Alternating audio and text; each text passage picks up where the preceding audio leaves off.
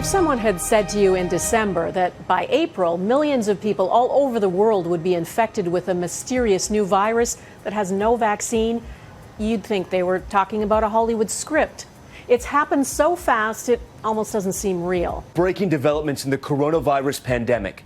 The death toll rising in the U.S., more than 60 dead. Doctors on the front lines in Italy with an ominous warning tonight, calling this the apocalypse and telling the world to get ready. Well, most of us have never lived through anything like this. No one is immune to the COVID-19 virus. It threatens all of us. Now imagine a world where mass outbreaks of deadly diseases are commonplace. Well, it sounds scary, but that might not be too far off. The World Health Organization has warned in a BBC interview that we're entering a new phase where such a reality is, quote, a new normal.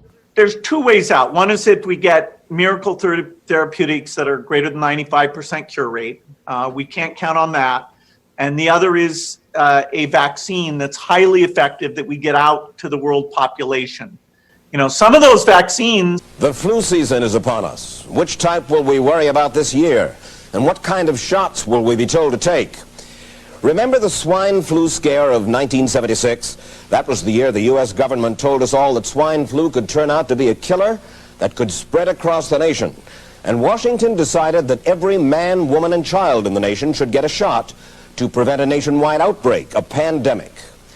Well, 46 million of us obediently took the shot. And now 4,000 Americans are claiming damages from Uncle Sam amounting to $3.5 billion because of what happened when they took that shot. By far the greatest number of the claims, 2/3 of them, are for neurological damage or even death, allegedly triggered by the flu shot. We pick up the story back in 1976 when the threat posed by the swine flu virus seemed very real indeed. This virus was the cause of a pandemic in 1918 and 1919 that resulted in over 500,000 deaths in the United States, as well as 20 million deaths around the world. See how easy it is to... Thus, the U.S. government's publicity machine was cranked into action to urge all America to protect itself against the swine flu menace. Influenza is serious business. During major flu epidemics, millions of people are sick and thousands die. Well, this year you can get protection. The vaccines are safe, easy to take, and they can protect you against flu. So roll up your sleeve. Protect yourself. One of those who did roll up her sleeve was Judy Roberts. She was perfectly healthy, an active woman, when in November of 1976, she took her shot. 2 weeks later, she says, she began to feel a numbness starting up her legs. I joked about it at that time. I said I'll be numb to the knees by Friday if this keeps up. By the following week, I was totally paralyzed. So completely paralyzed, in fact, that they had to operate on her to enable her to breathe. And for 6 months, Judy Roberts was a quadriplegic. The diagnosis? A neurological disorder called Guillain-Barré syndrome, GBS for short. The document that I'm talking about is called Chinese Tech Landscape Overview, and what they do there is they talk about where China has advantage and how the U.S. can overcome that advantage, and they basically say that the U.S. right now still is leading in the creation stage of these AI technologies, but it's lagging behind China in the adoption stage. The reason that the U.S. lags behind China is because of several things. They say that in China there's a lack of what they call legacy systems. They include things like individual car ownership. They're saying that we need to adopt AI for pretty much every sector in the economy, and that medicine and healthcare is one of them. And this was even before any of this stuff with coronavirus happened. They were saying that a lot of these changes they were asking for would be unfathomable in the West. This is last May. And remember, this isn't just any government agency. This is the intelligence community, the military, and Silicon Valley. New normal. As the coronavirus pandemic brings life across the country to a grinding halt, Americans are facing a new normal. It is a new normal that we all have to get used to. I know a big question, Tom, from a lot of New Yorkers. When might we ever get back to normal? The governor talked today about working toward a new normal. So we're going to a different place, which is a new normal. This morning, almost 40 million Californians waking up to a new normal. Social distancing at schools and businesses. You may be having dinner with a waiter wearing gloves, maybe a face mask. dinner where the menu is disposable, where your temperature is checked before you walk in. A new normal that will hopefully allow America to reopen. And looking forward into this next phase of reopening and establishing some kind of new normal. Embrace the new normals of social distancing and sheltering in place, all the physical isolation. Now masks are becoming the new normal. When we get out of the sort of new normal and get to a new normal. Just trying to cope with the new normal. This is the new normal. Imagining or reimagining what society is going to look like when they reopen. If you want to go to a restaurant, you're going to have your temperature taken before you're allowed inside to dine. So that's just possibly going to be the new normal. So what is the new normal like for the class of COVID-19? Constantly monitored by facial recognition cameras that are able to instantly put a face to a name. Now the Chinese are also ranked. Teachers at this primary school in China know exactly when someone isn't paying attention. These headbands measure each student's level of concentration. The information is then directly sent to the teacher's computer and to parents. China has big plans to become a global leader in artificial intelligence. It has enabled a cashless economy where people make purchases with their faces. A giant network of surveillance cameras with facial recognition helps police monitor citizens. Meanwhile, some schools offer glimpses of what the future of high-tech education in the country might look like. Good job! Classrooms have robots that analyze students' health and engagement levels. Students wear uniforms with chips that track their locations. There are even surveillance cameras that monitor how often students check their phones or yawn during classes. These gadgets have alarmed Chinese netizens. But schools say it wasn't hard for them getting parental consent to enroll kids into what is one of the world's largest experiments in AI education. A program that's supposed to boost students' grades while also feeding powerful algorithms. 为了就是国家的这个研究呀、发展呀，我觉得是没有问题的。 The government has poured billions of dollars into the project, bringing together tech giants, startups, and schools. We got exclusive access to a primary school a few hours outside of Shanghai. To see firsthand how AI tech is being used in the classroom. For this 5th grade class, the day begins with putting on a brain wave sensing gadget. Students then practice meditating. 现在想象我们眉心有一点柔和的光芒绽放。 The device is made in China and has 3 electrodes, 2 behind the ears and 1 on the forehead. These sensors pick up electrical signals sent by neurons in the brain. The neural data is then sent in real time to the teacher's computer. So while students are solving math problems, a teacher can quickly find out who's paying attention and who's not. 说明这段时间他是有点在那走神的。 A report is then generated that shows how well the class was paying attention. It even details each student's concentration level at 10-minute intervals. It's then sent to a chat group for parents. 就是他可以看到每个人的评分。 The reports are detailed, but whether these devices really work and what they exactly measure isn't as clear. We were curious if the headbands could actually measure concentration, so one of our reporters tried on the device.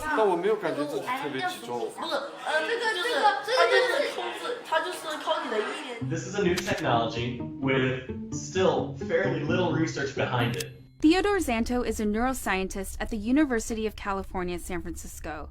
He was surprised to learn that this tech, called electroencephalography, also known as EEG, is being used in the classroom on children. It's usually used by doctors in hospitals and labs. EEG is very susceptible to artifacts. And so if you are itchy or just a little fidgety, or the EEG wasn't set up properly so that the electrodes didn't have a good contact, affects the signal.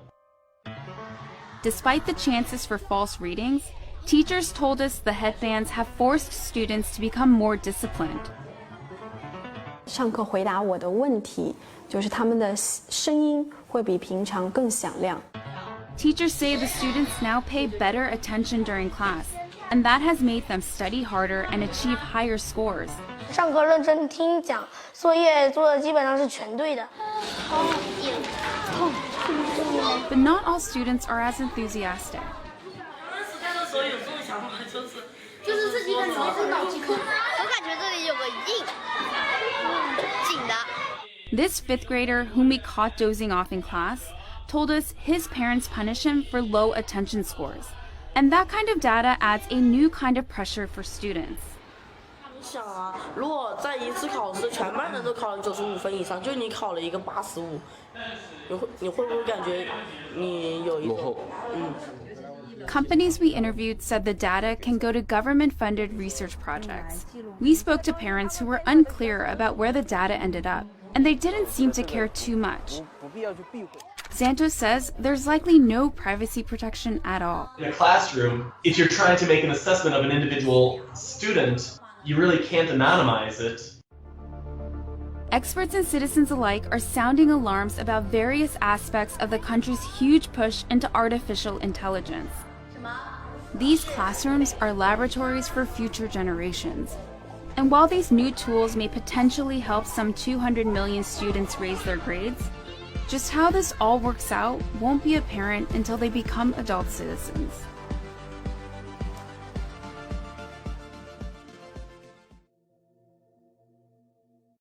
This new normal is going to look very, very different. A new normal. A new normal. This is our new normal. We will transition into the new normal. This will be the new normal until a vaccine is developed. Zero tolerance. So every time we see a case, we basically pounce on it. We do everything we can then to shut it down and to eliminate it when it arises. And we will have to keep doing that. They are killing them. They are not helping them. On an ongoing basis, and yes, until a vaccine arises. You know, it's so important to get not just hundreds of millions, but literally billions of those vaccines, because this is a global problem.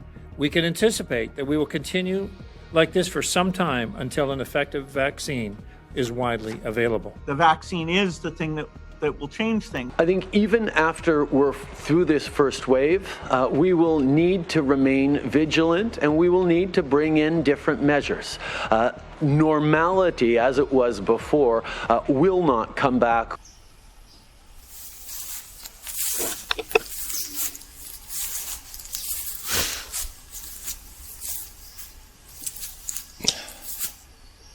You know, when you look at what they've got planned for us, it's hard to know what to even say about this anymore. I mean, it's gone from the sublime to way beyond the ridiculous. And when you look at what they're doing in China, I mean, what do you say to that? You know, and we've gone to a reality where vaccines have now become our saviour. And they're talking about, of course, a new pandemic as well. And you know they've planned for this for a while. They've planned for this for quite a while, folks. Even here in Australia, they know exactly what they're doing with this lockdown. And there was a test that was run last year, I think. Might have been the year before, but I think it was last year. I'll put a couple of minutes of it in here. And, you know, it shows that they had all this worked out. They know, or they knew, that it was going to take 3 months to basically break the supply chain and shut down all small businesses and all the stuff that will go with breaking the supply chain. They knew that this would take 3 months. Australia was in danger because we were too dependent on overseas resources, and we may see our supply chain break down in 3 months if a crisis were to erupt. Cheryl Durant rose through the ranks to become one of Australia's most senior military planners. At a secret meeting in Melbourne, she gathered 17 leading engineers to wargame whether their industries would survive if the crisis brought global trade to a halt, cutting off their supply chains. We wanted to understand what was the thing we were most vulnerable in. While the group didn't look at pandemics specifically, they predicted Australia would suffer massive upheaval in an unspecified global crisis. And they laid out a timeline for how our essential services would fail in the space of just 3 months. Some of the predictions were eerily accurate. So what do you think they've kept everybody locked down? What do you think they want everyone locked down for 3 months, folks? There's a lot more to this than meets the eye.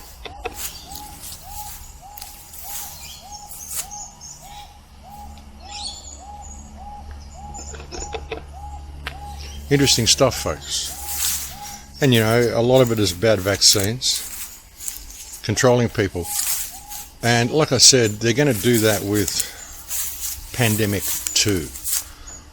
Bill Gates has already warned us that the next pandemic, Pandemic 2, will likely be a bio-terror event, as if this wasn't a bio-terrorism event already being carried out by him. The idea of a bioterrorist attack is kind of the nightmare scenario. Most of the work we're going to do to be ready for Pandemic 2, I call this Pandemic 1, most of the work we'll do to be ready for that are also the things we need to do to minimize the threat of bioterrorism. You can see where they're going to take it, folks. If people don't accept what they want to do, which is going to be the introduction of this Chinese type system, this whole AI control grid that they're pushing for. And again, I do recommend you go and look at that interview that I posted on my last show with Whitney, Webb, or go and look at the full interview. I'll put a link below. She really does nail what's going on in that sector. And you know, you've got to understand, all the governments work together, sure. You've got to look at this whole thing as one multinational, multi-generational criminal cabal masquerading as a government. They all work together. But even within that, I mean, there's competition. There's factions that want to get the better of others. And, you know, the first to lead the world in AI is going to be who leads the future. So you can see why the United States would want to do that. And it would appear that they're prepared to sacrifice all of their way of life in order to reach that goal. And you know, and America is the big target in a lot of this. Now, even when I look at Australia here and I look at the supply chains and what's going on in this country, we have a small enough population and we still have enough viable land, and you know, food is still flowing to a degree, so we still have, you know, a reasonably safe zone here. But America is really being set up for a fall in this, because Americans are going to lose their entire way of life in order to introduce this AI system that they want to introduce. You know, and you can see, like in that interview with Whitney Webb, they outlined the roadmap that they want to introduce.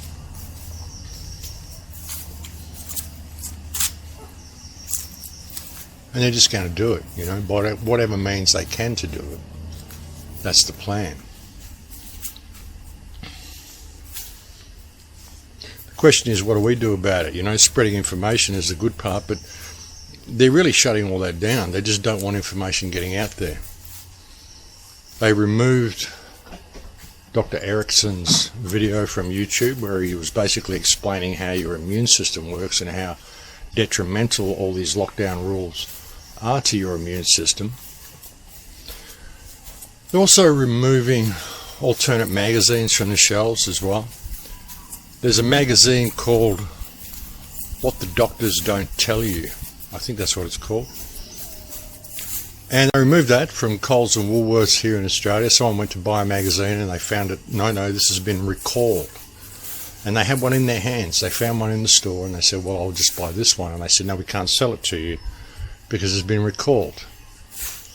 Because the government doesn't want anyone having access to alternate information. There was also a doctor, there was a doctor's surgery who was raided because the guy was giving intravenous vitamin C treatments to people. And this is a common treatment. They've been doing it for quite a while. But suddenly they're rating it, saying it's misleading people into fake COVID-19 treatments. Another meatworks was shut down in Dallas as well, continuing the push to destroy the food in America. There was a man in the meatworks tested positive for COVID-19, got sick at work, so of course they took him and tested him. He tested positive for COVID, as you would, because you have exosomes in your body if you're stressed out, and so you're going to test positive for COVID. And then he died in hospital.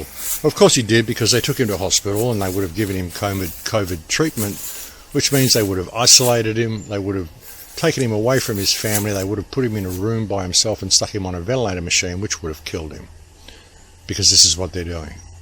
And so now they've tested other people in the meatworks and found that there's other people there that are testing positive for COVID-19, i.e. exosomes, because they're stressed or their bodies are toxic.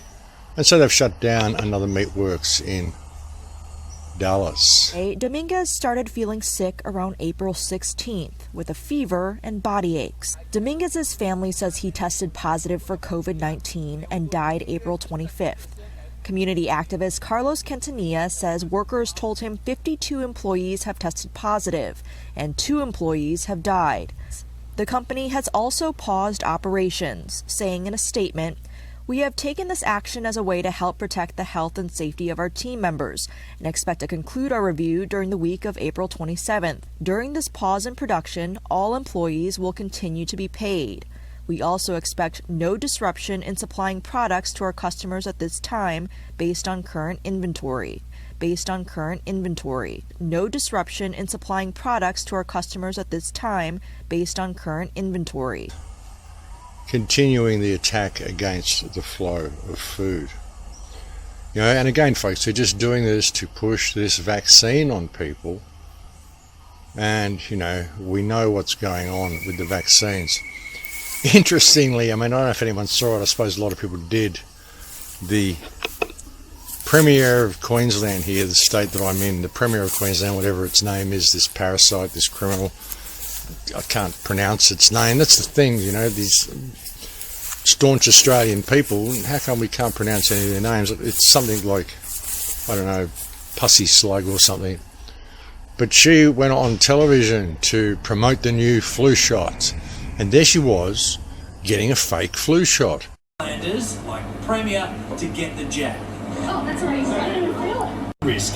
The perfect push for Queenslanders like Premier. They didn't even take the cap off the needle. She was just pretending to get a flu shot. She go, "Oh, I didn't even feel it." Well, of course you didn't, you lying slug, because the cap was still on the needle and you didn't actually get the shot, you liar. What are you doing as a Premier of a state when you are so incredibly dishonest that you're going to go onto TV and tell barefaced lies in front of the people and tell them to take a poison you haven't got the backbone to take yourself, you lying bitch.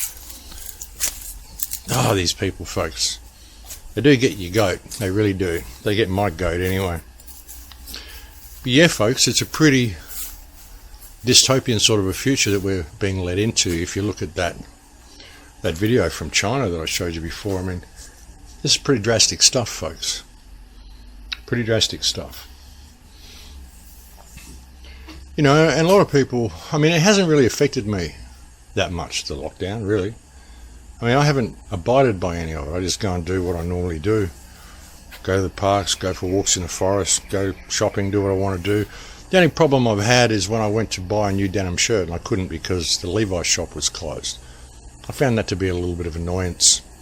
I found it annoying to see so many people wearing masks, and so I've printed out a leaflet, which is actually this one I'll put on the screen here, and I'm actually handing that out to people. Anybody I see in a shop with a mask, I hand them one of them, and anybody who has any sign up there saying they would prefer credit cards rather than cash, I hand them one of these.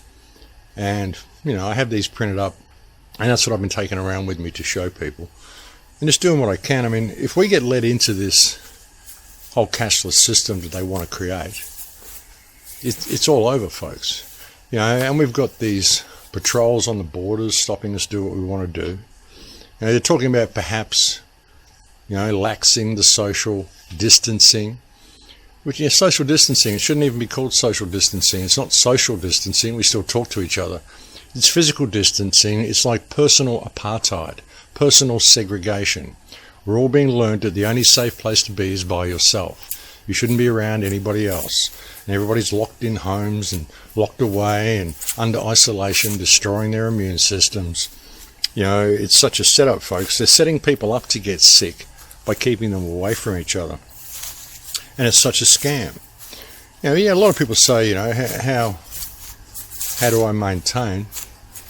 Well, you know, no stake in the outcome, folks. You know, I've seen this coming for a long time. I've been telling people, you know, for years, there's a train coming. And if you don't pay attention, it's going to hit you. And when it hits, there will be no warning. It will be sudden. And, well, the train has hit, folks. But, you know, even saying that, it's not going to get completely bad immediately. It's going to, you know, be relaxed a little bit until Pandemic 2 comes out, as Bill Gates is warning us. You know, when you look at it and you look at the little bit of that video clip that I played you before of the ABC actually predicting how long it would take to break down the supply chain and all the stuff they're doing. You know, they had Event 201 late last year. And I've said on a few earlier reports about this that, you know, we're all part of that exercise. You know, they're running an exercise. It's a live exercise. And they even said that. There was one guy who said that, and then Trump leaned over and said, you should have told us. You know, it's part of the prelude to the storm, if you will. You know, the real storm is yet to come. But the real goal is a society like what I just showed you in China. That's what will be left. That's what will be in the smart cities. The rest of it is depopulation. You know, obviously a lot of people are not going to want to go along with this. And, you know, they don't need everybody to go along with it. All they have to do is put it in place and get to a point where, you know, you've got to have your temperature taken in order to walk into a supermarket or in order to do anything. You've got to have these biometric scans. You've got to have everything on your smartphone. You've got to have the tracing app that they want to call it, which isn't a tracing app. It's a Big Brother app.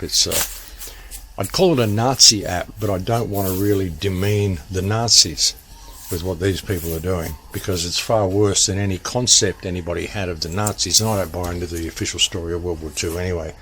But that's a whole other story. As we look, as Napoleon said, folks, history is a lie agreed upon, and that goes for modern history as well. But this tracing app is a surveillance app. It's not about anything to do with just contact tracing. It's about everything to do with you. They want all your biometrics. They want everything on this app, on all your medical history, and they want it accessible all the time in real time by anybody who wants to access that information, any type of alphabet agency. Again, go back and look at that video that I showed in the beginning of what's going on in China. You know, and think what they want to do here. Think what they are turning our societies into, folks.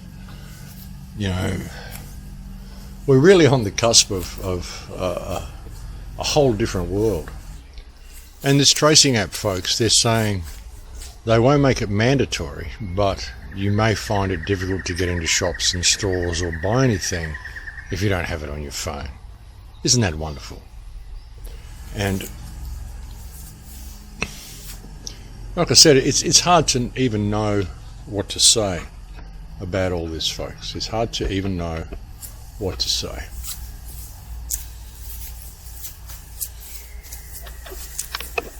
Maybe just look at the tree instead.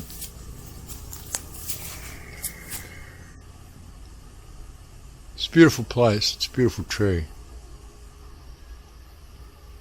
Yeah, but you know, I've been speaking out about this for so long, so many years. You know, warning people about this. So many people have. You know, all those people who spoke out about David Icke all those years. I mean, he was pretty right, folks.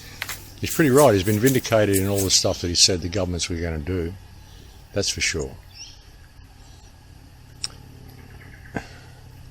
A lot of people still seem to have dropped the ball on this, though. A lot of people still think Trump is their friend. which is quite amazing. I just can't understand that. You know, with everything Trump has done to support all this, you know, the whole push for AI, the push for 5G, everything he wants to do, everything that was revealed in that Whitney Webb interview, the stuff that he's involved in, the new council of whatever that he's set up, I forget the name, that roadmap that they built, which completely outlined the shift into AI, which is completely complemented by this whole coronavirus crisis. Now, it's all there, folks. It's all right there for everybody to see. All you need is the eyes to see it. And again, it's America that's going to suffer, you know, I think more than Australia. I mean, we're all going to go into this surveillance state, but I think there's going to be far more deaths and far more suffering in American society. You know, too many people are waiting for some big event, you know, someone to come and save them, or someone to give the battle cry or whatever. You know, they don't realise that they could simply walk away from all this.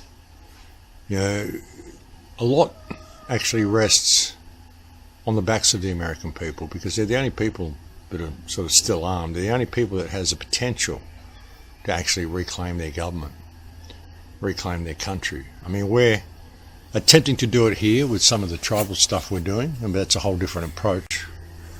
And, you know, it's almost got to a point in the United States where, I mean, the army's out all over the place. So, you know, is it even beyond the point where you could even sort of stage some sort of a small revolution to reclaim the country? Unfortunately, most of the patriots still believe in Trump, you know, and that's been such a sell. It's been such a sell. You know, Trump's a billionaire, folks. Billionaires tend to look after themselves. You know, the first concern of any billionaire is keeping hold of his wealth. That's what they all like to do. There's Keith up here. Look at my friend Keith. He hangs around a lot. And that's his friend Brian up the end there.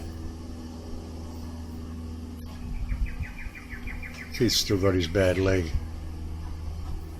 You saw him the other day. He's a bit camera shy, as you can see. But yeah, folks, interesting world that we live in. Really interesting world that we live in. But again, you know, it's all due to our compliance. And as I said before, I have no stake in the outcome. You know, I came here to learn and to grow. Maybe this is some type of a soul test. But everything that we're seeing roll out now, I mean, you know, Bill Gates and his patent, in cryptocurrency, the patent that he set up for that, you know, the 666 patent, where he wants to actually measure your biometrics and use that as a form of cryptocurrency, you know. And looking at that whole scenario of what they're doing to the Japanese kids, those headbands they're making them wear for that little exercise to monitor their attention, you notice in there that it says they behave differently when they're wearing their headbands. They seem more attentive, they speak louder, all sorts of things. You know, they're looking at the children's thoughts, and they're reading the children's minds, and they're reading the children's neuro patterns, all doing it wirelessly, so they're all subject to this electromagnetic radiation with this band around their head, like a halo that you see in Minority Report. And you've got to ask the question, what are they pumping in to the kids' heads while they're taking this stuff out? And speaking of Minority Report, that was something else that was on that Whitney Webb interview, when she talked about the pre-crime, of having a whole concept of using AI to bring in a pre-crime system, such as we saw in Minority Report. The Department of Justice recently asked for the ability to indefinitely detain Americans, like in a more overt way, even though, as you mentioned, that was authorized by a past NDAA. William Barr is asking for the right to go out and do that. He says it's for fighting coronavirus. But last year, he tried to do the same under a pre-crime program that he said was going to be used to thwart mass shootings. And now it's about coronavirus. It was called the Disruption and Early Engagement Program, or DEEP. Almost no one reported on it except for the Huffington Post, which said, yay, Bill Barr is going to stop mass shootings. really disturbing system about arresting people who they think are mobilizing towards violence based on their social media history and their private data on their smartphone. And this also, at the same time, there was this healthcare surveillance system that Ivanka Trump was promoting called HARPA, the Safe Home HARPA program, which was about using private medical data combined with information on smartphones to try and find someone who might have mental health issues and have the feds come talk to them or whatever. And now we're seeing her husband, Jared Kushner, promote the coronavirus surveillance system that will use private medical data and smartphone data. So it's essentially the same system, but has a different justification tacked onto it about why we need it, right? So they've got a lot of really dark stuff on the horizon, folks, and ultimately it's all about Silicon Valley not losing the edge.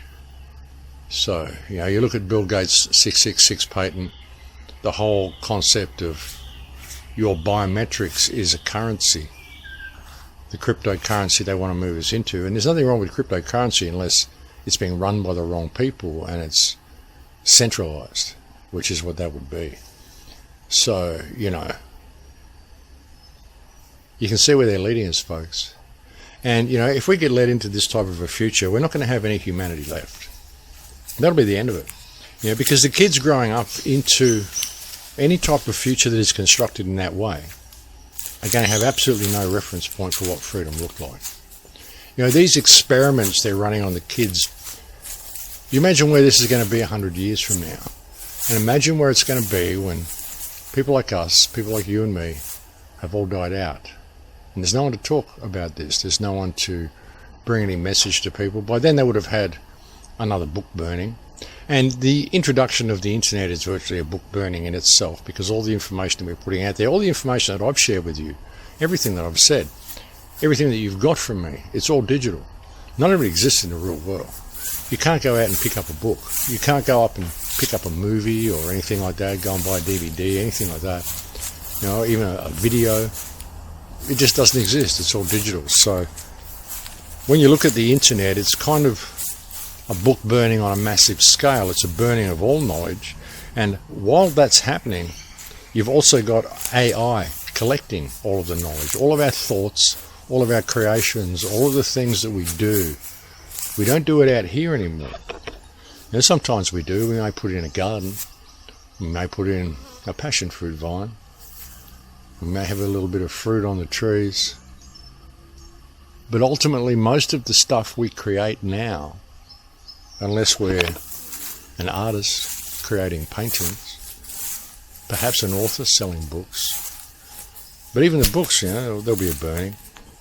But most of the stuff we create, most of the stuff that's been created by the independent media is all existing only in the virtual world. So how will the kids growing up into the type of dystopia these people want to create ever have a reference point for what it really means to be a human? If we allow it. If we allow it. The question is, why do we keep voting for these people? Why do we keep turning to these people for solutions when all the problems that we face are deliberately created by these people? That's the question. But they seem to be on a winner with this coronavirus, this whole COVID pandemic. They've created the perfect storm. They can call anybody COVID positive. Anybody who's stressed out, they can call them COVID positive, because it's just exosomes. Look at the work of Andrew Kaufman. I've pointed you to his lectures many, many times. Look at what they're really categorizing as this terrible pandemic. And basically, it's your immune system. So I guess that's what they're scared of, hey? If COVID-19 is this terrible thing that we need to get rid of, then what they're saying is we need to get rid of the ability your cells have to process and eliminate toxins. That sounds like a great world to grow up in, doesn't it? It won't matter, folks, because we'll all be kept in bubble wrap in our own little plastic worlds with our virtual worlds and our virtual screens on and living our life with our sex robots and getting fed our genetically modified soma, getting fed our genetically modified Soylent, delivered to us on drones. We won't have to have any human contact with anyone at all.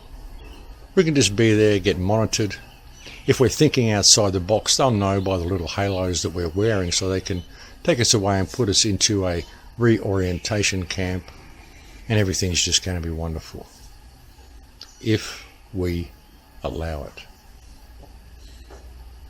Now, there's a certain group of people, folks, who want to control the world. There's a certain group of rich families who just want to live in luxury and have everybody else reduced to poverty and just working for them. Want to have us all turned androgynous, all not in contact with each other, never be able to get together to talk to each other to figure out what's really going on. Well, they just live in luxury. You know, and we're at the turning point for that to happen. And what this has been a test run of how they intend to do it. They won't lock us all down completely, not yet. That would be too obvious. They'll make sure a lot of people suffer, a lot of people lose their jobs, and they'll string this out for a couple of years until we see Pandemic 2, which will be a bio-terror attack. They'll probably revive Al-Qaeda or ISIS or some other pet and garden variety mercenary army disguised as a terrorist force that they've manufactured. And I'll present that with us. Maybe it'll have a new name. Who knows? They'll come up with a new one. The COVID Squad. COVID ISIS, whatever, you know. Something.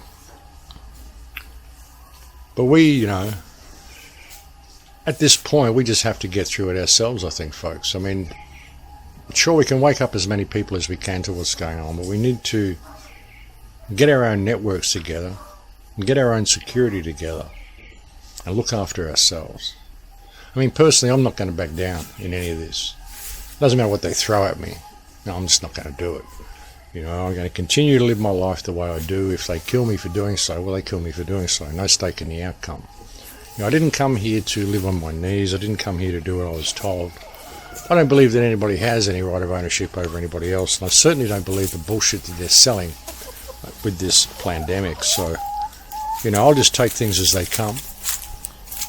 But folks, we are in for a very, very interesting future. Very interesting future. He just flew up there. Up on the water tower. Water tank, sorry. Not really a tower. More of a tank. But anyway, folks, I suppose that's about all I wanted to share with you today. Thank you for joining me on these talks. I'll put all the links below to all the stuff that I've shown you on the show today. And do share the information with me that you keep sharing. I'm getting so many emails, folks. I can't keep up with all the emails. But thank you for sending them anyway. But just don't expect replies from me at this time, please. And it's almost useless sending me messages on Facebook, folks.